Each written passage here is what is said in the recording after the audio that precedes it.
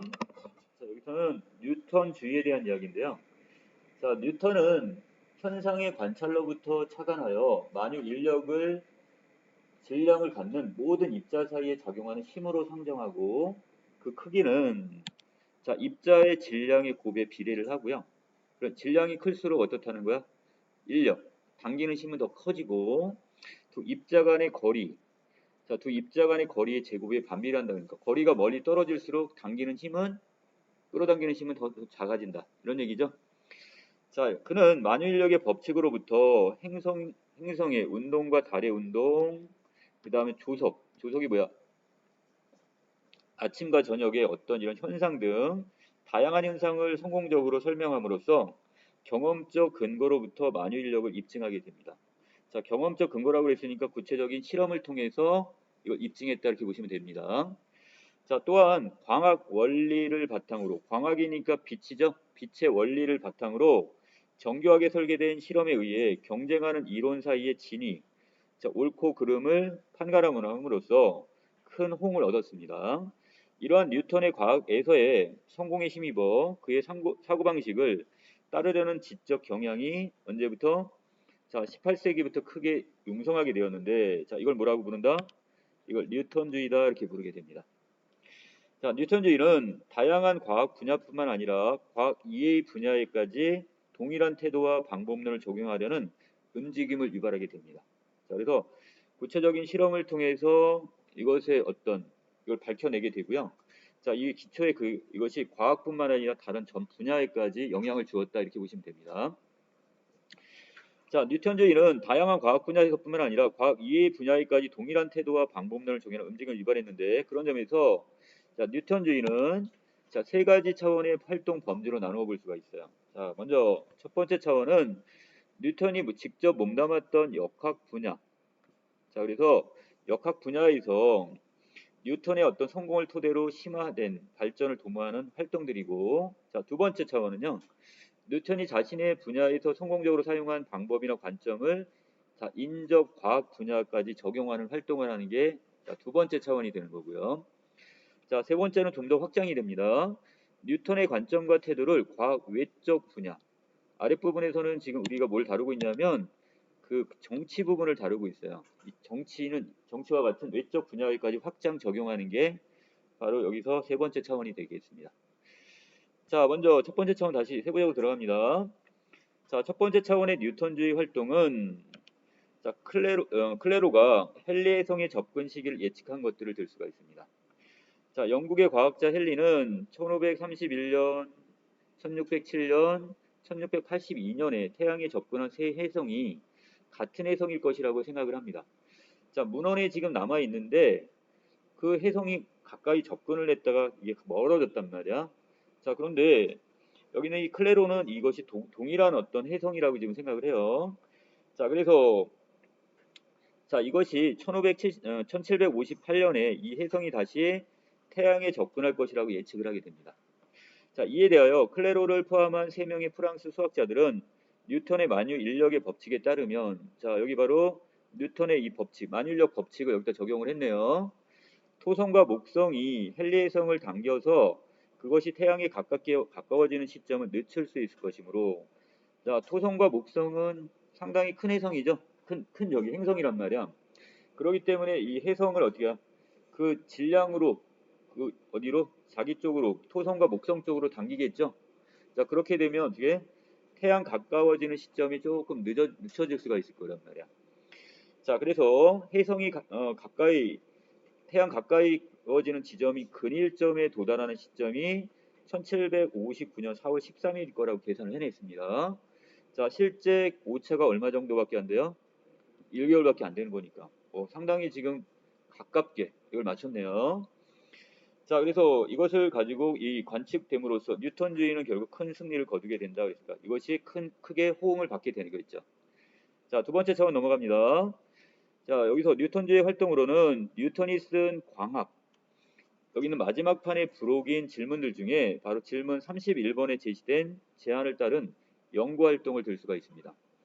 자, 질문 31에서 뉴턴은 자신이 중력의 설명에서 대단한 성공을 거두었던 것처럼 모든 자연적 현상, 여기까지 확장을 시켰어요.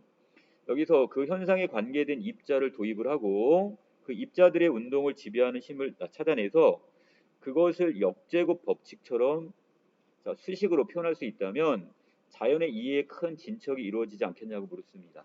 자, 결국 이것을 입자의 관계로서 설명할 수가 있는 거죠. 아까 얘기했던 그 위쪽으로 올라가면 토성이나 목성이 헬리해성을 끌어들인단 말이에요.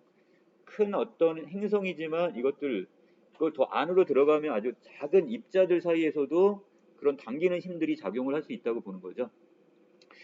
자, 그 다음에 밑으로 가시면 이러한 뉴턴의 제안은 그의 사후에 그가 죽고 나서 큰 호응을 얻어서 18세기, 19세기 동안 전기와 그 다음에 자기, 그 다음에 열, 연소, 그 다음에 빛 등 다양한 자연 현상 각각을 일으키는 무게가 없는 입자, 즉 성질은 같지만 무게는 없는 입자를 설정하고 그 입자들 간에 작용하는 힘을 찾아내려는 시도가 뉴턴주의 이름으로 활발하게 전개가 되게 됩니다. 자, 그래서 이것이 더 확장이 된 거죠. 자, 그 다음에 세 번째 차원 넘어갑니다. 자, 이때 뉴턴주의 활동은 뉴턴의 자연 철학이 이제 이번에는 어디까지 확장이 됐어요? 자, 정치까지. 인근 과학에서 이제 이건 정치에 미친 영향에서 발견할 수 있는데, 자, 뉴턴주의는 당시 유럽의 정치 사상을 주도하는 지적 프로그램의 역할을 했습니다. 자, 뉴턴주의자들은 뉴턴이 전제적인 지구 중심설도 아니고 또 무작위적 원자의 운동에 토대를 둔 원자론적 우주론 아닌 바로 태양을 중심으로 한 중력의 지배를 받는 새로운 우주 질서를 제시했다고 보았습니다. 자, 기존에 있었던 뉴턴 이전에 지구 중심설 또는 원자론적 입장을 지금 내세웠는데 이걸 부정하게 되는 거죠. 이것이 아니라 태양 중심설 그리고 중력의 지배를 받는 우주 질서를 제시하게 되고 이것을 토대로 해가지고 숨겨져 있지만 보이지 않는 세상이지만 보편적인 법칙의 지배를 받는 힘들의 균형을 이루면서 우주의 가시적이라는 게 뭐예요? 우리 눈으로 보여지는 거죠. 눈으로 보여지는 질서가 형성된다는 뉴턴주의적 우주의 이미지가 다양한 정치 세력들이 자신들의 이익을 추구하는 가운데 안정화된 정치 체제를 형성할 때는 정치적 균형 이론을 정립하게 됩니다. 자, 이거 뭐예요? 갑자기 과학을 어디로 끌어들인 거예요? 정치판으로 끌어들였어요. 자, 결국 실제적으로 우리가 어떤 보이지 않는 어떤 질서 이게 있단 말이야. 자, 이것은 그리고 이것이 어디? 가시적인 어떤 우주의 질서로서 하는 거고요. 자, 그렇다면 이런 것들을 바로 정치에서는 어떻게 활용해 먹을까요? 자, 정치 이 세계라는 것은 마찬가지야. 입자들 세계도 그렇지만 정치라는 것도 우리 사회라는 것 자체도 하나의 어떤 보이지 않는 질서가 있어. 자, 그렇기 때문에 점점 균형을 잡아가는 쪽으로 간다면 결국 센 어떤 무력이나 이게 더 센 사람들이 약자를 어떻게 하는 거야? 침범하고 그래서 이것을 어떤 하나의 세계를 다시 구축하는 것도 어떻게 가능한 거야? 그걸 정당화시켜 버린단 말이에요. 자, 다시 가볼까요?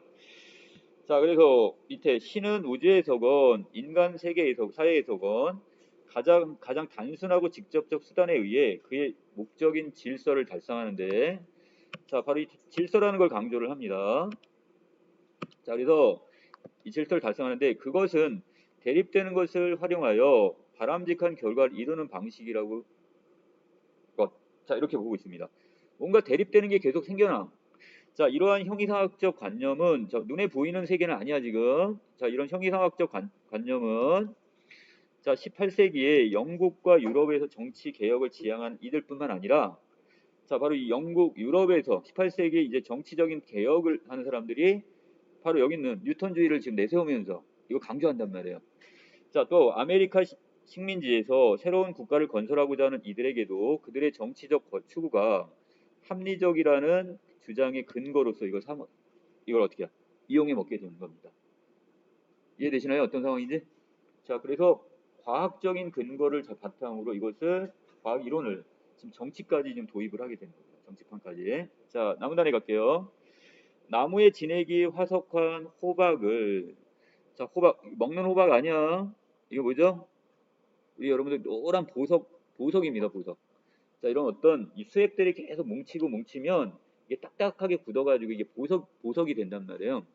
자, 이걸 우리는 호박이라고 하는데 이것을 털 가죽으로 문지르면 그것이 깃털이나 종이처럼 가벼운 물체를 끌어당긴다는 것은 고대부터 이미 알려졌습니다. 자, 이 현상이 바로 뭐야? 탈레스는 자, 정전기죠. 자, 그래서 정전기 현상에 대한 일련의 관찰을 수행했고 그것을 자석이 쇠를 당기는 현상과 유사한 것으로 봅니다. 어느 정도 맞죠?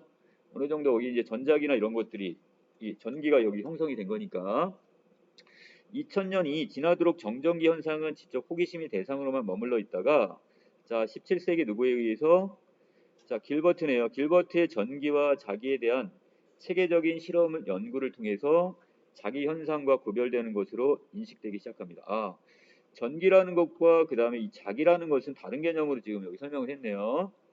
길버트는 정전기 현상을 지칭하기 위해 호박에 해당하는 그리스어의 전기라는 말을 만들어내게 된 겁니다. 자, 그 다음에 18세기에 여기 베르노이나 볼타, 쿨론과 같은 정전기 연구자들은 정전기력이 자, 뉴턴이 발견한 중력 법칙처럼 거리가 멀어짐에 따라 약해질지도 모른다는 생각을 하기 시작했고요. 자, 영국의 여기는 프리스틀리는 자, 대전이 뭐래요? 전기적 성질을 갖게 되는 거죠. 자, 이 구라는 것은 둥근 구슬 같은 거였죠. 자, 이런 둥근 구슬로 된 실행한 실험을 토대로 정전기력이 뉴턴의 어떤 중력 법칙과 마찬가지로 자, 여기 똑같이 나오네요. 자, 거리의 제곱에는 반비례. 자, 멀면 멀수록 여기 있는 이 정전기력은 약해지는 거죠. 자, 이것을 제안하였으나 이것을 일반화하거나 정교화하지는 못했습니다. 자, 그 후 1769년에 스코틀랜드의 물리학자 로빈스는 자, 측정을 통해서 같은 전기로 대전된 두 구 사이에 청력은 자, 청력이니까 어떤 힘이야? 서로 밀어내는 거죠. 자, 밀어내는 힘은 거리의 2.606 제곱에 반비례하고 한다고 지금 발표를 합니다. 자, 결국 두 개가 서로 있는데 자, 이 전기적 성질을 띠고 있는데 얘들이 서로 밀어내는데요. 자, 이 거리 제곱에 반비례를 하게 됩니다. 자, 또 한편 1770년 초에 영국의 이 캐번디시는 대전체 사이의 힘이 거리와 전하량에 의존한다는 것을 발견합니다. 자, 두 가지네요. 거리도 있고 전하량. 이게 의존하는 걸 발견했지만 발표를 하지 않아 세상에 결국 알려지지 않네요. 자, 다음 장입니다. 마침내 1785년에 프랑스의 물리학자 쿨롱이 전기와 자기에 관한 보고서를 발표했는데 거기에 정전기력에 대한 쿨롱의 법칙이 있습니다. 쿨롱은 비틀림 저울을 고안해서 대전체 사이의 정전기력을 측정을 합니다. 자, 그리고 두 대전 입자 사이의 정전기력은 두 대전 입자의 전하량의 곱해. 자, 그럼 전하량이 크면 클수록 어떻게 되는 거예요? 그리고 비례하게 되고요. 커지고요. 두 대전 입자 사이의 거리. 자, 거리의 제곱에 반비례하니까 거리가 멀어질수록 그 정전기량은 약해지게 되는 거죠. 자, 비틀림 저울은 위에서 매달아 내린 명주실 끝에 막대의 가운데를 묶어 막대를 수평으로 유지를 하고 자, 막대 양쪽에 금속으로 코팅한 공을 매단 형태를 취하고 있습니다. 자, 이때 매달린 공 중 하나를 알려진 전하량으로 대전시켜요. 자, 여기다 한쪽에다가 지금 대전을 시켰네요. 자, 그 후에 그 공이 근처에 있는 같은 종류의 전기로 대전된 다른 공을 가져가 서로 밀치게 하여 아까 청력이 작용을 하게 되는 거죠. 하여 명주실을 일정한 각도만큼 비틀어지게 하면 명주실의 비틀림 복원력과 정전기 청력의 평형을 이루는 틀어진 각도로부터 매달린 공과 그것에 가까이 가져간 다른 공 사이의 정전기력을 잴 수가 있다고 봅니다. 측정할 수 있다고 본 거죠. 자, 두 공의 전하량과 두 공 사이의 거리로부터 바로 쿨롱의 식을 여기서 확인할 수 있게 되었네요. 자, 다시 해가면 전하량이 커지면 커질수록 여기는 정전기력은 커지고 반대로 거리가 멀어지면 멀어질수록 그것은 약해진다는 것. 자, 이후에 쿨롱의 법칙을 통해 다양한 정전기 현상이 해명이 되었고 전기 연구가 급격하게 진척이 있었습니다. 자, 여기서 전기 현상에서 찾아낸 수학적 법칙이 실험을 통해 검증됨으로써 중력에서 성공을 거두었던 뉴턴의 방법은 더욱 큰 힘을 얻게 되었고요. 전자기 현상을 뛰어넘어 그 자연 전반에 걸친 연구에 더욱 활력을 불어넣게 됩니다.